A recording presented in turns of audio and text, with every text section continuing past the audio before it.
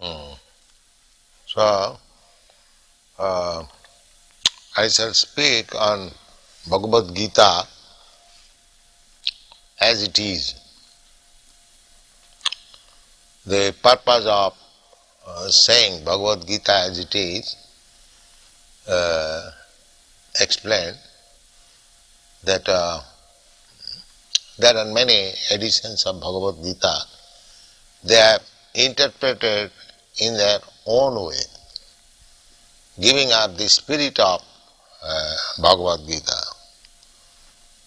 So, this particular name, as it is, significant. Perhaps there is no other edition of Bhagavad Gita where it is written as it is. In this connection, Professor Dimmock of Chicago University has written a foreword, and he very much appreciates the theme. He says, Swami Bhaktivedanta comments upon the Gita from this point of view, and that is legitimate. She accepts that Bhagavad Gita as it is legitimate presentation of the great book of knowledge. And he also says, more than that, in this translation, the Western reader has the unique opportunity of seeing how a Krishna devotee interprets his own text. So, about Krishna, the devotees actually can interpret about Krishna book. Others, if they are not devotee, how they can interpret on Krishna? Just like a member of a family can say very nicely about the head of the family, how outsiders can say about the family. That is not possible. Similarly, about Krishna, a Krishna devotee can speak nicely, not others. Others have no right to speak about Krishna. And Krishna also admits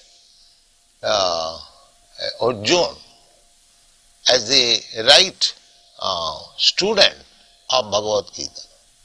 In the beginning, Krishna says that I have selected you as my student because you are my friend and you are my devotee. So, in other words, we can understand that Bhagavad Gita can be understood who has intimate relationship with Krishna. Just Krishna says, you are my dear friend. That is intimate relationship with Krishna. And without becoming a devotee, nobody can be intimately related with Krishna. These are the factors to be understood. So, this Bhagavad Gita was spoken 5,000 years ago to Arjuna in the battlefield of Kurukshetra, and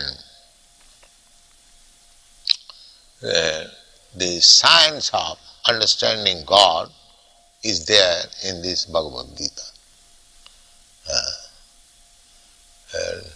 Bhagavad Gita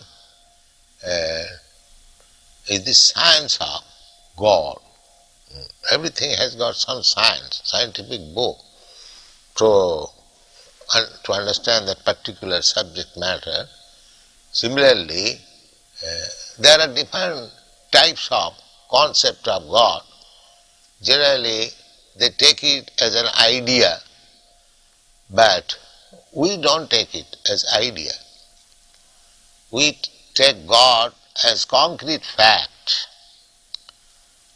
Just like you are seeing me, I am seeing you. This is concrete fact.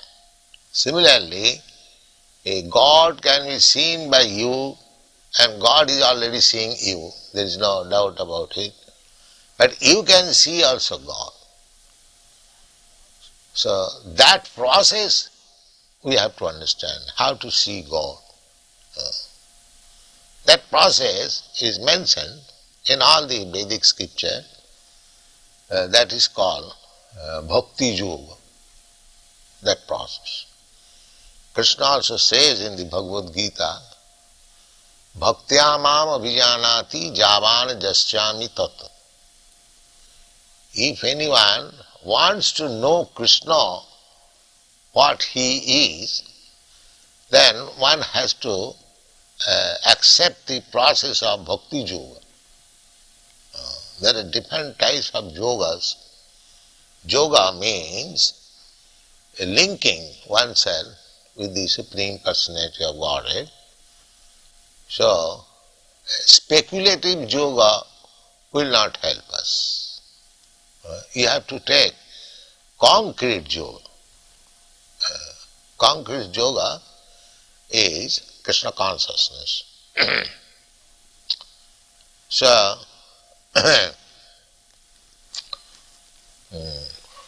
we have given our introduction of the Bhagavad Gita that one has to understand Bhagavad Gita as it is directed in the Bhagavad Gita. There is direction.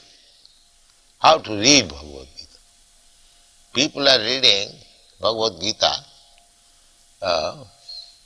without taking the direction. This we have explained in the manner that if you take some medicine, there is some direction on the bottle, that this is the dose. You take so many drops, so many times, that is direction.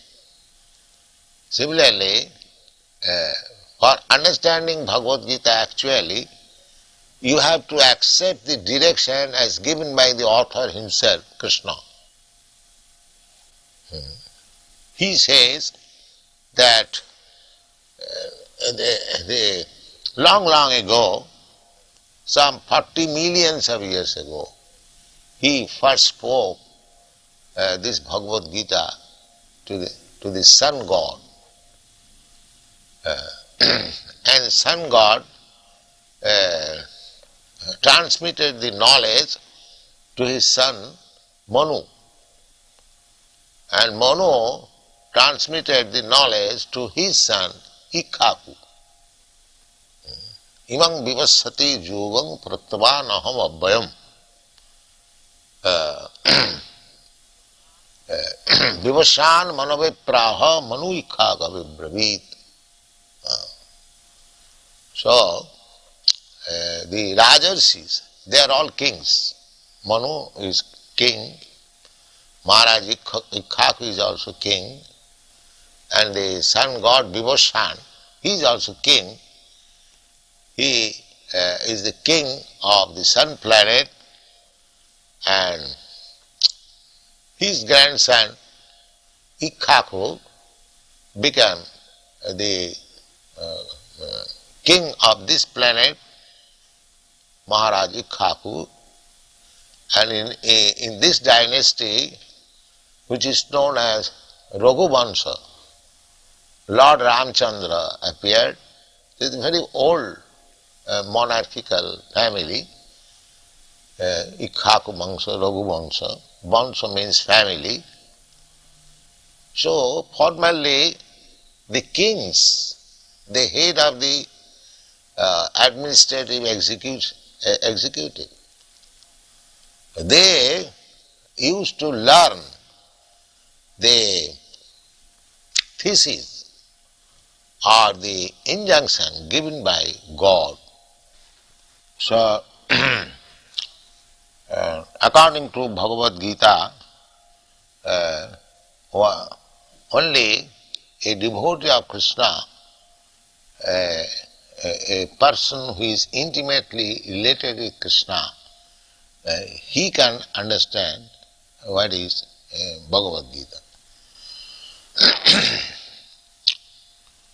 So, Krishna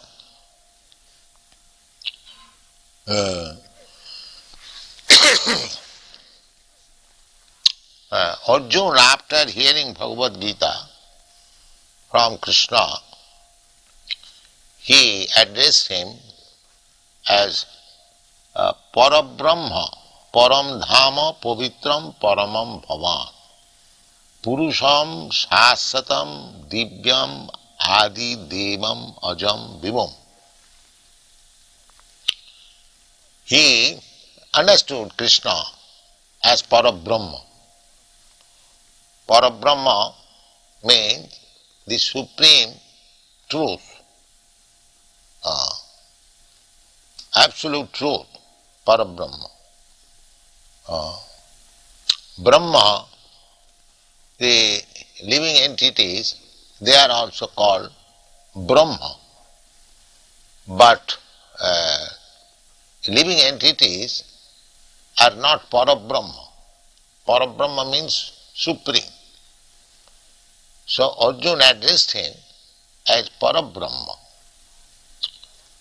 and Param Dhama.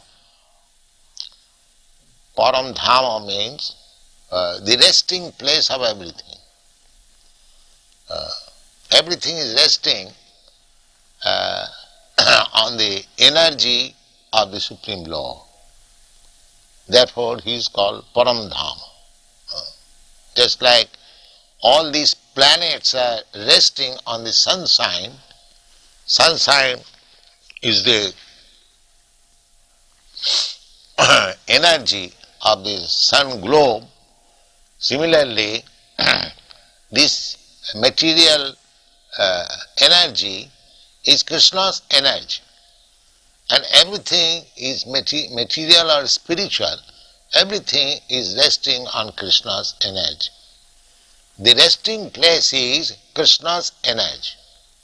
In another place, Krishna says, Maya tatamidam sarvam jagat abbakta murtina masthani sarvabhutani nahang teshu avasthita. Krishna says that in my impersonal feature I am spread everywhere, all pervading. God is all pervading by his impersonal feature, namely his energy.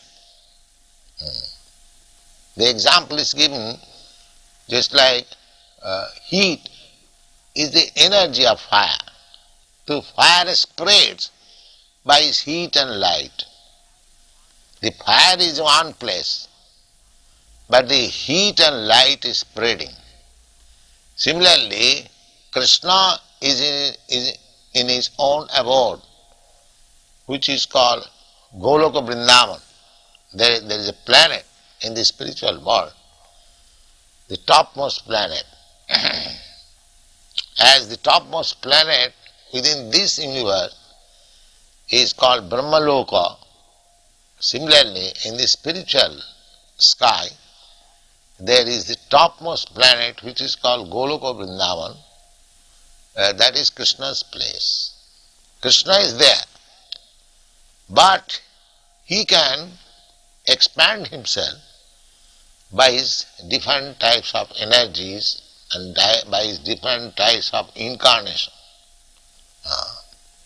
It does not mean that when Krishna was present on this planet, Krishna was absent in Golok Vrindavan. No, it is not like that. Just like I am now present here, I am absent in my apartment. Krishna is not like that. Krishna can be present everywhere, at the same time he can remain in his own abode. That is described in the Brahma Samhita. Goloka eva nivasati akhilatma bhuta. Although he is in his abode, which is known as Goloka Vrindavan, he can expand himself everywhere, and actually he has done it. So we must know how he is expanded, in which way he is in contact with us. That is the science. In Bhagavad Gita, these things are explained. So Krishna is addressed as Param Dham, the resting place of everything. Everything is resting. Krishna also says, Masthani Sarvabhutani. Everything, material manifestation, is resting on him. Nahang Teshu Avasthita, but I am not there. These contradictory things. Everything is resting on him, but I am not there. But it is not contradictory. It is very simple to understand, just like all the planets, they are resting on sunshine, but the sun is far away from the planets, some millions of miles away. But resting on the sunshine means resting on the sun. That's a fact. Therefore Krishna says, Masthani sarvabhutani nahang teshu avasthita parabrahma param dhama pavitram. Pavitra means uncontaminated.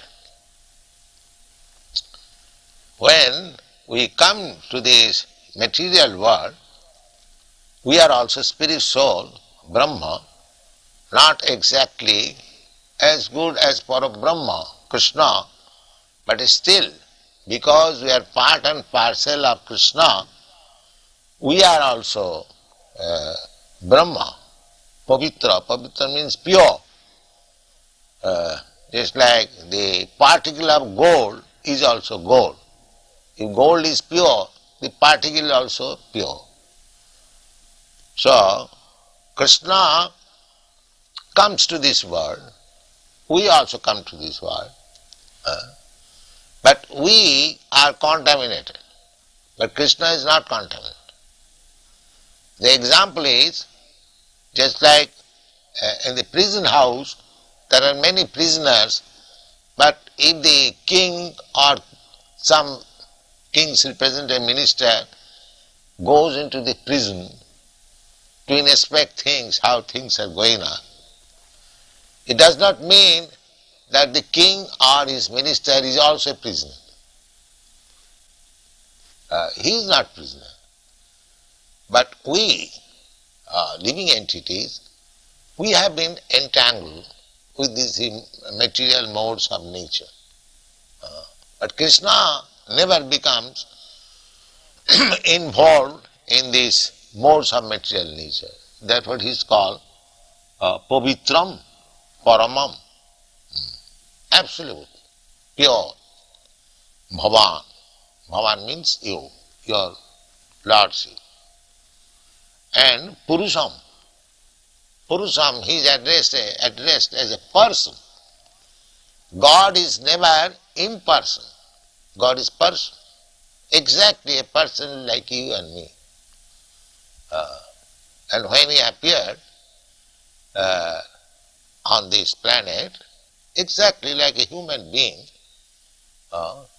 2 hands, 2 legs, walking like human being, talking, behaving like human being, everything. So, God is Purusha. Purusha means man, I mean to say male, not female. Male. Without becoming male, one cannot be enjoyer. In another place, it is stated that Krishna is the supreme enjoyer. As soon as the word is used, enjoyer, he must be Purusha, male. So that is described. Arjuna understood him. He is a Purusha, Param Purusha, the supreme person. In another place, Krishna is described as Purushottam, the best of the males. So, Purusham Shasatam. Shasatam means eternal. The Mayavadi philosopher, they think that the absolute truth is impersonal. Maya shakta manaprartha jugam junyan madasraya asangsayang samagrang mam jatha gyasasi tachino. Arjuna is being advised by Krishna what is God. The conception of God, however we may speculate, it cannot be perfect because God is unlimited, all-pervading. We are limited. So, actually, unless God Himself reveals Himself to the devotee, it is not possible to understand what is God. Therefore, God Himself, Krishna, is speaking about Himself. The process is Maya Sakta Mana. One has to increase attachment for Krishna. We have got now attachment for material things. We have to divert that. Our position is that we must have attachment for something. That is fact. So now, on the bodily concept of life, we have got attachment to this body, and anything pertaining to this body, we have got attached. Just like I have got attachment for my wife. Why? There are millions and thousands of women, beautiful women. I have no attachment for them, but my attachment for my wife, even though she may not be very beautiful, is a fact. Why? Because due to her relation with my body. And similarly, I have got attachment for my country, I have got attachment for my home, my so many things, because I am thinking I am this body, and anything in connection with this body, I am thinking mine. So at the present, my conception of I and mine is wrong. Therefore, if we divert that attachment to Krishna, then we can understand Krishna or God perfectly well. Krishna is just like sun. When there is sunshine, you can see the sun and yourself also. Without sunshine, in the darkness of night, neither you can see the sun nor yourself. Therefore, the process is Maya Saktamana, developing Krishna consciousness. Maya Saktamana Prartham Jugam Junyan Madasaya. This is the yoga. Yoga means connecting. Yogang Junyan, that yoga should be practiced in connection with Krishna. Therefore he said, Mat Asra. Mat means me or mine. And Asra means taking shelter. So either you take shelter of Krishna or Krishna's representative. Of course it is not possible for us to take shelter of Krishna, because Krishna is not present at the present moment, but his representative is there. So one has to take shelter of his representative and practice bhakti yoga, concentrating his mind on Krishna. This is called Krishna consciousness. One has to take shelter of a person whose life is devoted to Krishna, and under his direction we have to practice how to develop Krishna consciousness, and then Krishna will be revealed. The revelation, proportionate revelation, is proportionate advancement in seeing Krishna directly.